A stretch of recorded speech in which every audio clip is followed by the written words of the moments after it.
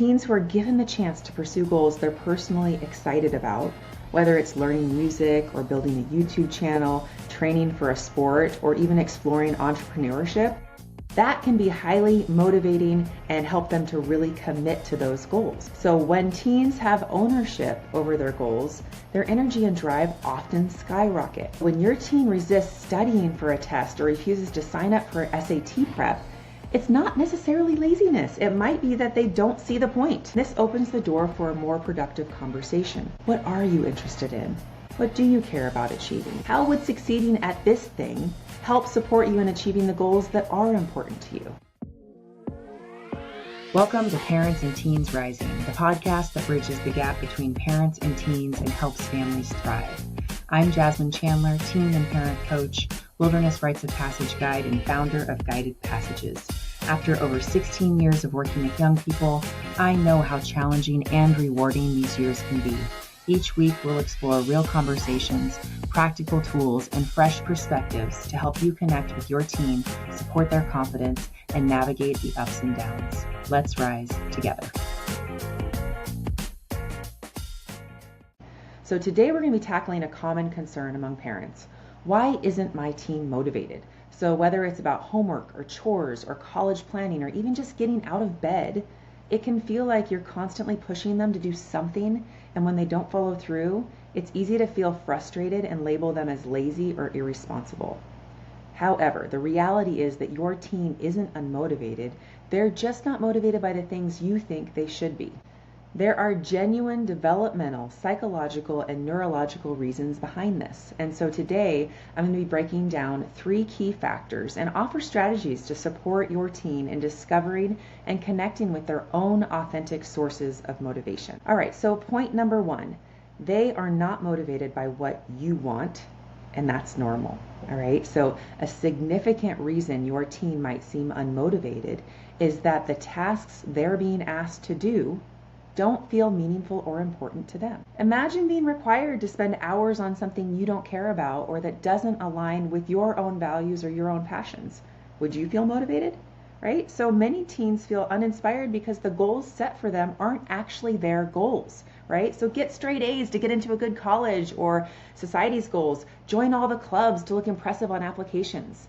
If your teen doesn't see the value in those pursuits, it's really challenging for them to stay engaged with it, and it makes perfect sense. And research supports this. So a study from the University of Texas at Austin found that when students set their own goals and create their own action plans, they're more likely to achieve them.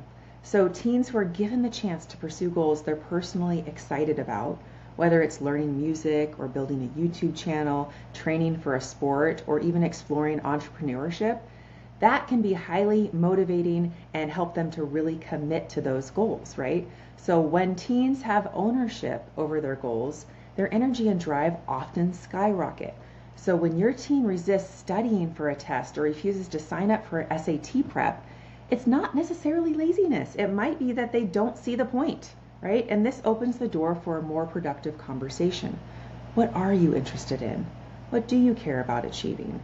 How would succeeding at this thing help support you in achieving the goals that are important to you, right? So it changes the whole conversation and makes it something that they can grab onto, right? They're not just doing this meaningless thing because they were told to, but because they see the value in it for themselves. All right, point number 2, their brain is wired for now, not later.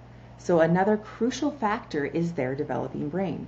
During adolescence, many of you know the prefrontal cortex, which is responsible for long-term planning, decision-making, and impulse control, it's still maturing, right? And meanwhile, the limbic system, which is the emotional and reward-seeking part of the brain, is fully active.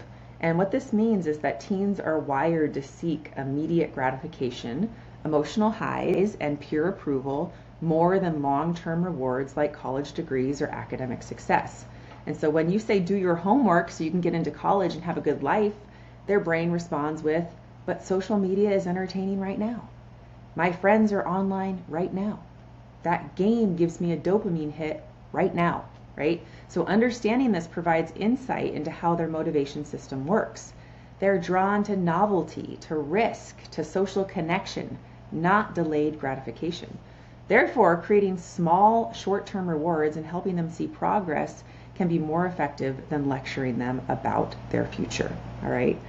Okay, point number 3, they might feel overwhelmed or discouraged and don't know where to start. So sometimes what appears as a lack of motivation is actually a response to feeling overwhelmed, anxious, or inadequate. Teens today face a ton of pressure. So whether that's academics or socially or online, when they don't know where to begin or feel they can't meet expectations, they often shut down, right? And this can manifest as procrastination, defiance, or disengagement, but often it's just a protective response. No one wants to start something they feel destined to fail at, right? If they've internalized messages like I'm bad at school or I'm not responsible, that becomes part of their self-narrative, and that will be a driver or a non-driver for moving forward, right? So with all of these things in mind, what can we as parents do to help our teens find motivation? Understanding all these factors is really crucial, but as a parent, you're likely wondering, how can I really help them to get motivated, to get out of bed, to do those things that are important, right? So first, it's really essential to encourage autonomy and support their interests. So allow your teen to explore activities they're passionate about, even if they differ from your expectations. And this is going to foster intrinsic motivation and a sense of ownership over their pursuits, right? So involving your teen in setting their own goals and creating specific action plans is so important. All right.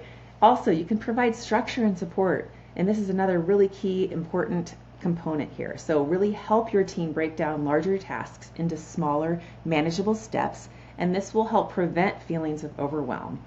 And then offer guidance without taking control also allows them to develop problem-solving skills and confidence in their abilities, right? We also want to really foster a growth mindset, and this is so important. We're going to praise our teens' effort rather than just their outcomes. So really reinforcing the value of perseverance and hard work, and encourage them to view challenges as opportunities to learn and grow. And this can really help them develop resilience, right? And so finally, we're going to create an environment that supports autonomy, right? So respect your teens' choices and opinions, even if they differ from your own. And this is going to strengthen your relationship and their self-esteem. So encourage decision-making by allowing them to make choices and experience the consequences, which will foster independence and critical thinking skills. All right, so by implementing these strategies, you can help your teen discover their intrinsic motivation and support them in pursuing goals that are meaningful to them. All right, so here are some key takeaways. So first of all, your teen isn't lazy. They're simply unmotivated by goals that don't align with what matters to them. Their developing brain is wired for immediate rewards, not long-term gains. Remember that feelings of overwhelm or discouragement can appear as laziness, but often indicate a need for support, not for criticism. And then as a parent, you can support your teen by encouraging autonomy, providing structure, fostering a growth mindset, and then creating an environment that respects their individuality. So remember, motivation isn't something we can force upon our teens.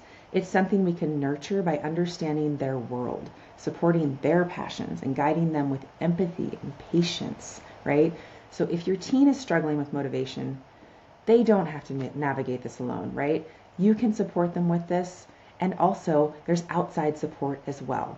These are the kinds of things that I support them with in my Rise Up coaching program. I help teens identify goals that are meaningful to them, and together we build personalized action plans to help them move towards those goals with clarity and confidence. They also get consistent support and accountability from a trusted adult who isn't their parent, which studies show can significantly improve motivation and follow through. And for parents, my Rooted in Connection coaching program is designed to support you in cultivating more trust, harmony, and open communication in your relationship with your tween or teen. So click the link in the show notes to schedule a call and get connected to the support you both need to thrive. All right, that is it for today. Thank you so much for being here and for being the kind of parent who is always learning and growing in order to be the best support system possible for your kid. You are awesome, and I'll see you next time. Bye, everyone.